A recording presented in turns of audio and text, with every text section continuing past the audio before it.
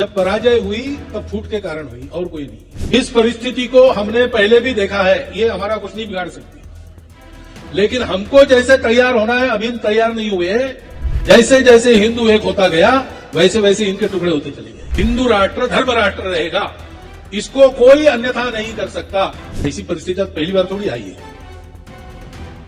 हमने सुल्तानों बादशाहों के नीचे 500 साल तक जीवन जिया, तब भी था। कभी किसी दूसरे के वीरता से, शौर्य से, बल के कारण हारा नहीं है। जब पराजय हुई तब फूट के कारण हुई और कोई नहीं। और इसलिए किसी प्रकार का भेदभाव न रहे। तो करना क्या है? तो आचरण से शुरू करना है। तो अपनी दोस्ती जोड़ना है। हम जहां रहते, जितना संचार करते, उसमें जो समाज रहता है उसको हम तो एक मानते हैं, पूरा हिंदू समाज एक है। लेकिन दुनिया उसमें कई प्रकार देखती है, भाषा के, जाति के, पंथ संप्रदायों के। तो दुनिया जितने प्रकार हिंदुओं के मानती है, उतने प्रकार के हिंदुओं में मेरे अपने मित्र होने चाहिए, मेरे अपने कुटुंब के मित्र कुटुंब होने चाहिए। आना जाना, उठना बैठना, खाना पीना साथ में, सुख दुख में भाग दौड़ आदि जो व्यवहार मित्रों का आपस में होता है, मेरा उन सबके साथ होना चाहिए। कार्यक्रम करेंगे, भाषण सुनेंगे, भाषण देंगे, ये तो होते रहेगा। पर्व त्योहार एकत्र मिलकर करेंगे, महापुरुषों की जयंती पुण्यतिथि मिलकर करेंगे, ये तो होता रहेगा। लेकिन पूरे जीवन में अगर ये आना है तो हमको जोड़ना पड़ेगा मित्रों। ये जोड़ने का संदेश हमको मिला है। अगर स्थिर रहे, गंभीर रहे, संकट क्या है हमने आकलन किया, अपना बल क्या है आकलन किया और उसके बलबूते सामना किया, तो इसको हराना तो आसान बात है। हमको कुछ करना ही नहीं पड़ता, वही अपने आप हार जाता है। आज की परिस्थिति ऐसी परिस्थिति है। इस परिस्थिति को हमने पहले भी देखा है, ये हमारा कुछ नहीं बिगाड़ सकती। लेकिन हमको जैसे तैयार होना है अभी तैयार नहीं हुए, इसलिए वो हमारे सामने नाच रही है। अंदर से खोखली हो गई है, सारी दुनिया में हार गई है। इनकी व्यर्थता दुनिया के ध्यान में आई है। ये सारी जो आसुरी शक्तियां हैं, जैसे जैसे हम धार्मिक समाज के, सनातन समाज के, हिंदू समाज के सब लोग एक होते जाएंगे, वैसे वैसे ये टूटते जाएंगे। आप देख लीजिए पिछले 50 साल में जैसे जैसे हिंदू एक होता गया वैसे वैसे इनके टुकड़े होते चले गए। हमको कुछ नहीं करना है। भक्ति के आधार पर सबको अपना मानकर उस आत्मैक्य का बोध सदैव अपने हृदय में जागृत रखकर कर्म करना है। शक्ति के आधार पर चलना है, सात्विक शक्ति के आधार पर चलना है। ना भय देत काहू को, ना भय जानत आप। भक्तों को भय नहीं रहता।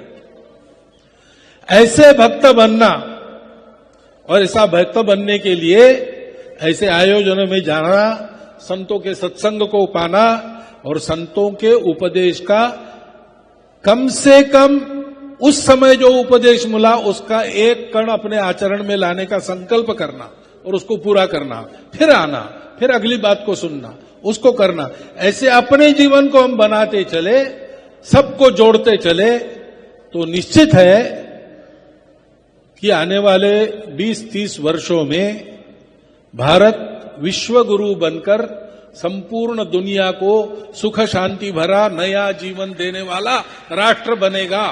हिंदू राष्ट्र धर्म राष्ट्र रहेगा। इसको कोई अन्यथा नहीं कर सकता, क्योंकि इसी के लिए भारत का जन्म है और वह प्रयोजन सामने उपस्थित है। हमारे तैयारी की देर है, उसमें लग जाइए। स्थितियां आई, आज हमारे यहां भी परिस्थितियों की चर्चा हम करते हैं। परिस्थिति को देखते तो डर ही लगता है कि बात बिल्कुल सही है। लेकिन हम जानते हैं भाई, परिस्थिति आती है और जाती है। ऐसी परिस्थिति पहली बार थोड़ी आई है। हमने सुल्तानों बादशाहों के नीचे 500 साल तक जीवन जिया, तब भी था। हमारा कुछ बुरा होना रहता तो उसी समय हो जाता, लेकिन उसमें से हम बाहर आए और फिर से एक हिंदुओं का देश इस नाते आगे बढ़ रहे हैं। ये शक्ति कहां से आई?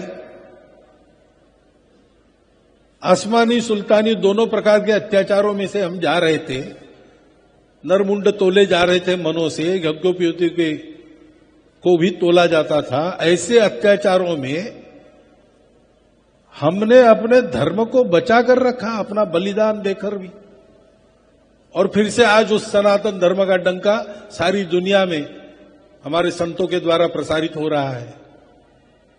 ये शक्ति कहां से आई? भक्ति से आई। प्रहलाद जी ने भी सारे अत्याचार उसी के बल पर सहन किए ना, क्योंकि वो शक्ति थी जो मिट नहीं शक्ति थी, और वो शक्ति अपना काम करती है, समय पर करती है। लोगों को भक्ति द्वारा उसके लिए तैयार रहना पड़ता है। वानरवीर तैयार है तो राम जरूर आएंगे। पांडव अगर अपने शस्त्र उतारकर रथ में युद्ध के लिए बैठे हैं तो सारथी जरूर मिलेंगे। हमारी तैयारी की कमियों के कारण बातें रुकती है। एक बार हमारी तैयारी हो गई कि धर्म संस्थापनार्थ आए, उनको आना ही है, वो तैयारी भक्ति से होती है। हम संघ का काम करते यानी क्या करते हैं? उसी भक्ति को, भक्ति का आलंबन राष्ट्र बनाकर उत्पन्न करते। भक्ति तो एक ही है, वो दो नहीं होती। आराध्य का स्वरूप क्या है वो अलग अलग होता है, लेकिन रूप के पीछे जो सत्य है उसी की भक्ति होती है। ये यथा माम प्रपद्यन्ते, ऐसा भगवान ने कहा है। अगर आप ये वीडियो YouTube पर देख रहे हैं तो हमारे चैनल को सब्सक्राइब कर बेल आइकन दबाएं, और Facebook पर देख रहे हैं तो हमारे पेज को लाइक करें।